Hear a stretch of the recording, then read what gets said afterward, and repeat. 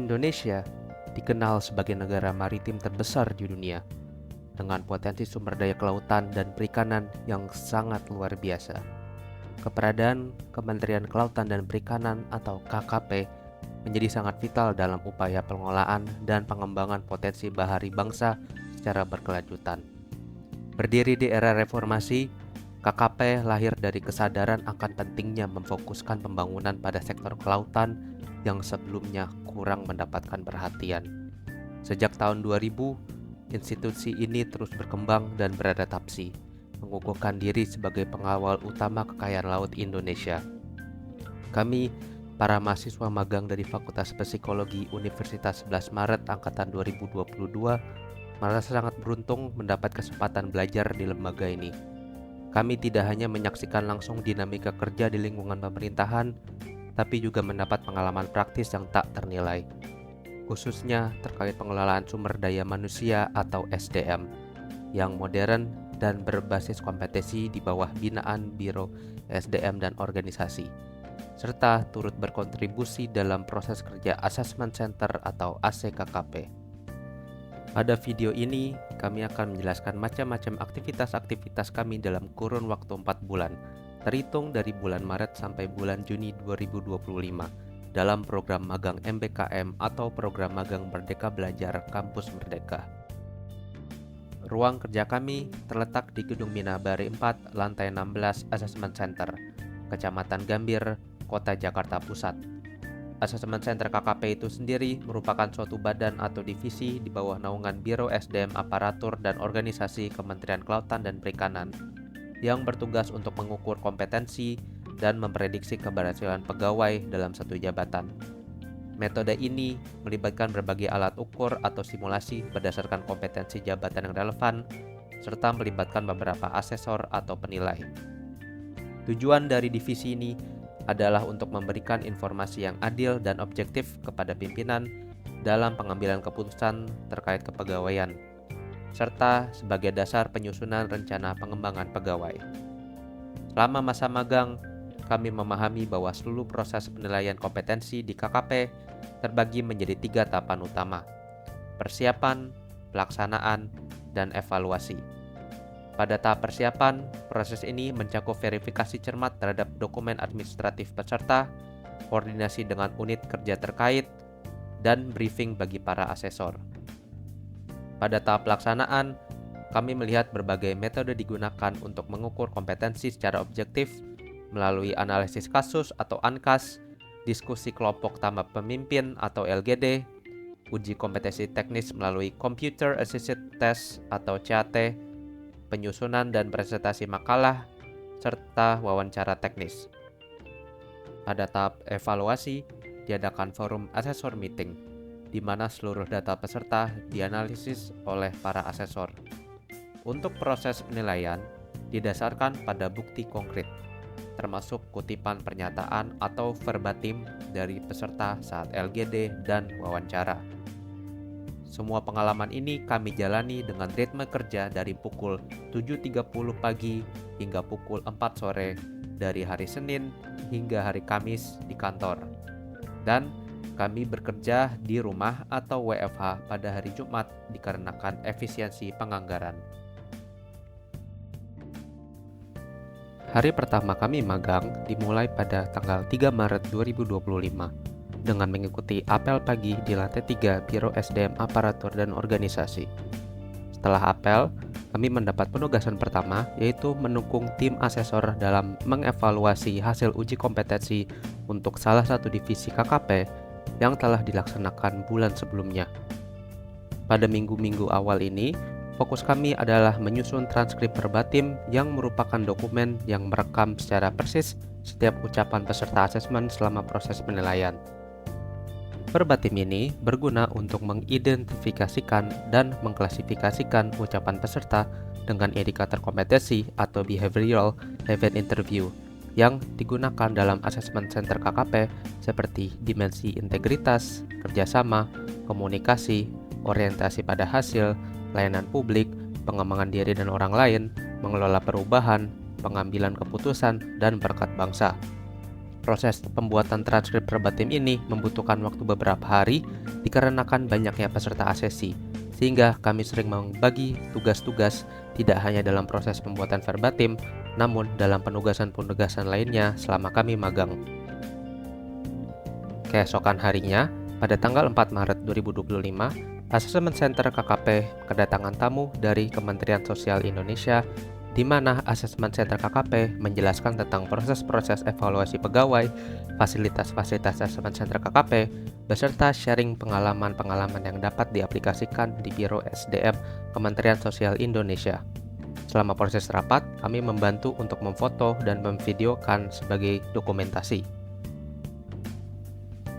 Pada 7 Maret 2025, kami menerima informasi mengenai rencana penilaian kompetensi untuk Unit Direktorat Jenderal Perikanan Tangkap atau DJPT yang akan berlangsung dari tanggal 20 Maret hingga akhir April 2025. Sebagai persiapan, digelar rapat koordinasi yang membahas jadwal pelaksanaan, alokasi tugas asesor, serta aspek-aspek teknis pendukung lainnya. Rapat ini selalu dilaksanakan beberapa minggu sebelum penilaian kompetensi dilakukan.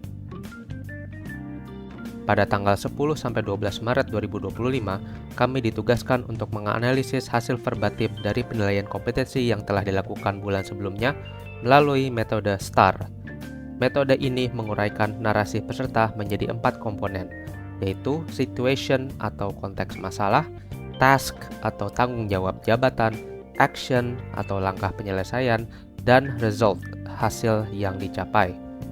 Analisis STAR ini memudahkan asesor dalam menilai dimensi kompetensi seperti integritas, kerjasama, komunikasi, orientasi hasil, dan lainnya. Pada tanggal 13-17 Maret 2025 dilaksanakan forum asesor meeting. Asesor meeting ini selalu dilaksanakan setelah pelaksanaan penilaian kompetensi berakhir. Selama proses asesor meeting, kami diminta untuk membuat notulensinya sebagai bentuk dokumentasi dan sebagai acuan dalam proses asesor meeting di masa depan. Pada kurun waktu yang sama, kami ditugaskan untuk melanjutkan analisis hasil verbatim dari penilaian kompetensi sebelumnya dari peserta asesmen yang berbeda. Tidak hanya itu, kami dipercaya dalam proses verifikasi dan validasi data-data pegawai dari Direktorat Jenderal Perikanan Budidaya atau DJPB dan dari Badan Penyuluhan dan Pengembangan Sumber Daya Manusia Kelautan dan Perikanan atau disingkat BPSDM-KP. Secara total, kami harus memverifikasi dan memvalidasi data-data dari 300 lebih pegawai. Proses ini harus dilakukan secara hati-hati dikarenakan mengacu kepada data-data yang sensitif. Jika ada data yang kurang ataupun tidak ada sama sekali, kami harus melaporkannya ke para asesor di Assessment Center KKP. Keesokan harinya, dimulailah pelaksanaan penilaian dan uji kompetensi unit DJPT selama 1 bulan ke depan dari tanggal 20 Maret sampai 29 April 2025. Selama penilaian kompetensi berlangsung, kami diberi kewajiban untuk mengawasi keberjalanan dan membantu pelaksanaan penilaian dan uji kompetensi ini, seperti membuat absensi, memasukkan peserta-peserta ke dalam breakout Zoom berdasarkan kelompoknya, mengecek kehadiran peserta, merekod keberjalanan penilaian kompetensi sebagai bentuk dokumentasi, dan lain-lain. Semua alur kegiatan penilaian kompetensi biasanya berlangsung dari pukul 9 pagi sampai pukul 4 sore, dan dilakukan secara daring menggunakan aplikasi Zoom. Kemudian pada tanggal 16 April, dilanjutkan dalam bentuk tes SJT atau Situational Judgment Test, yang dikhususkan untuk jabatan fungsional ahli pertama dan terampil. Dalam tes SJT, peserta diberikan serangkaian skenario atau situasi kerja secara khayalan, dan diminta untuk memilih tindakan yang paling efektif atau paling tidak efektif. Tes ini dirancang untuk menilai kemampuan pengambilan keputusan, integritas, dan cara seseorang merespons tantangan di lingkungan kerja. Untuk hari selanjutnya, dilanjutkan dengan tes potensi, namun kali ini dikhususkan untuk jabatan fungsional ahli madya dan terampil unit DJPT. Kemudian, pada tanggal 23 April, penilaian kompetensi dilanjutkan dalam bentuk wawancara teknis khusus untuk tujuan jabatan fungsional madya dan terampil. Wawancara ini secara spesifik menggali kompetensi teknis peserta. Seorang asesor akan mengajukan pertanyaan-pertanyaan mendalam tentang pengalaman, pengetahuan, dan keahlian yang dimiliki peserta sesuai dengan jabatan yang akan dilamar. Dilanjutkan pada hari berikutnya dalam bentuk presentasi makalah teknis khusus untuk jabatan fungsional ahli media, di mana peserta diminta untuk membuat sebuah presentasi dari makalah yang telah dibuat tentang topik teknis yang relevan dengan jabatannya, atau dari kasus yang telah diberikan, lalu mempresentasikannya di hadapan asesor. Tujuannya untuk menilai kemampuan analisis, menuangkan gagasan secara terstruktur, dan penguasaan materi. Pada tanggal 28 April, penilaian kompetensi dilanjutkan dalam bentuk LGD atau Leaderless Group Discussion, khusus untuk jabatan fungsional ahli media. LGD adalah metode asesmen yang digunakan untuk mengamati perilaku, kemampuan berpikir, dan keterampilan interpersonal seseorang dalam situasi kelompok. Dalam LGD, kelompok peserta diminta untuk mendiskusikan sebuah topik atau studi kasus tertentu tanpa adanya penunjukan dari pimpinan atau asesor. Tujuan dari metode ini adalah untuk melihat bagaimana masing-masing individu berperan secara alami, seperti bagaimana mereka menyampaikan pendapat, mendengarkan orang lain, memecahkan masalah, berargumentasi, hingga bagaimana mereka bekerjasama dalam mencapai kesimpulan kelompok. Untuk penilaian kompetensi yang terakhir, pada tanggal 29 April, dilakukan wawancara manajerial, sosial, dan kultural khusus untuk tujuan jabatan fungsional, media, muda, dan penyelia. Berbeda dengan wawancara teknis, pertanyaannya berfokus pada perilaku pegawai selama menjabat di jabatannya. Asesor biasanya meminta peserta untuk menceritakan pengalaman nyata mereka di masa lalu terkait situasi seperti mengelola tim, menghadapi perubahan, berkolaborasi dengan pihak lain, atau melayani masyarakat. Memasuki bulan Mei 2025, fokus aktivitas kami bergeser ke tahap pasca penilaian kompetensi di JPT, seperti yang kami lakukan pada minggu-minggu awal bulan Maret yang lalu. Kami secara intensif mengolah data mentah hasil penilaian pada bulan Maret sampai April, terutama melalui transkripsi perbatim dari rekaman LGD dan wawancara melalui metode STAR untuk memetakan respons peserta terhadap indikator kompetensi inti seperti integritas, kolaborasi, pengambilan keputusan, dan lainnya. Bersamaan dengan itu, kami mengelola arsip dokumen asesmen dan memastikan semua bukti penilaian tersimpan untuk kebutuhan audit maupun dalam kegiatan asesor meeting mendatang. Di sela tugas administratif, kami aktif memanfaatkan waktu kami untuk mendalami tentang segala hal di Assessment Center, dari proses asesmen secara lebih dalam, proses pasca asesmen bagi para asesi, dan hal-hal lain yang sekiranya kami belum cukup paham melalui diskusi informal atau mengobrol dengan staf dan asesor dari Assessment Center KKP ataupun dari Biro SDM Aparatur dan Organisasi KKP.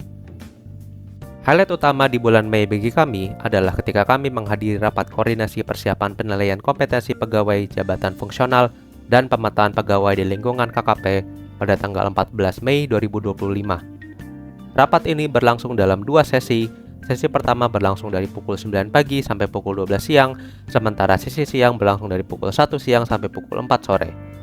Rapat ini dihadiri dan diwakili dari banyak biro dan badan di lingkungan KKP, mulai dari Biro SDMAO, Assessment Center, Direktorat Jenderal Perikanan Tangkap, Direktorat Jenderal Perikanan Budidaya, Direktorat Jenderal Penataan Ruang Laut, Biro Pengadaan Barang dan Jasa, Biro Keuangan, Biro Hukum, Pusat Data dan Informasi, Badan Karantina Ikan, dan masih banyak lagi.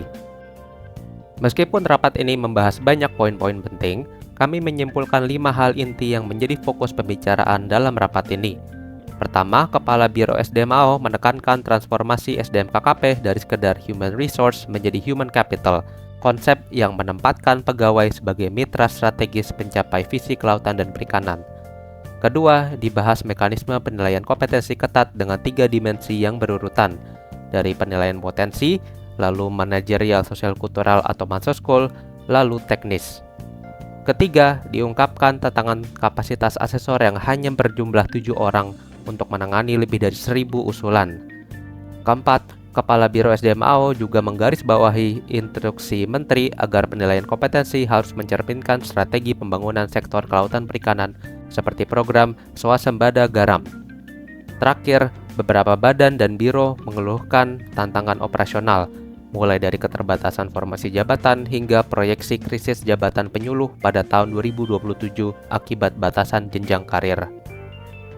Di bulan terakhir magang kami, yaitu bulan Juni, kami berkesempatan menghadiri Forum Human Capital KKP di Gedung Mina Bahari 3. Acara ini khusus diselenggarakan untuk menyambut dan membekali calon pegawai negeri sipil atau CPNS baru di lingkungan KKP.